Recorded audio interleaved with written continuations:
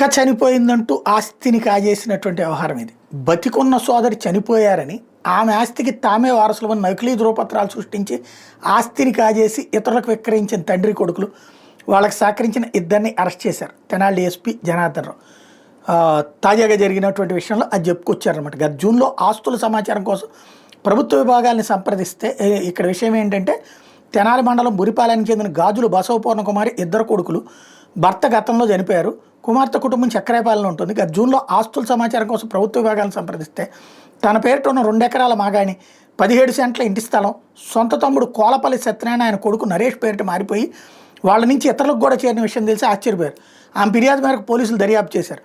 బసవపూర్ణ కుమారి మృతి చెందినట్టు, ఆమెకి తామే వారసులమని తండ్రి కొడుకులు సత్యనారాయణ నరేష్ నకిలీ ధృవపత్రాలు సృష్టించి 1 కోటికి పైగా విలువైన ఆమె ఆస్తుల్ని 55 లక్షల గుంటూరు తెనాలి అమృతలూరు సబ్ రిజిస్ట్రార్ కార్యాలయం ద్వారా హైదరాబాద్ దుగ్గిరాల తెనాలికి చెందిన వాళ్ళకి అమ్మేశారు. తండ్రి కొడుకులతో పాటు వాళ్ళకి సహకరించిన డాక్యుమెంట్ రైటర్ తిరుపతి మరియు దాస్ మీ సేవా కేంద్ర నిర్వాహకుడు దాసరి శివనారాయణని పోలీసులు అరెస్ట్ చేశారు. నిందితుల మీద గతంలో కూడా ఇట్లాంటి కేసులు ఉన్నాయి. వ్యక్తిగత సంబంధాలను కూడా నాశనం చేస్తున్నటువంటి వ్యవహారాలు ఇవి.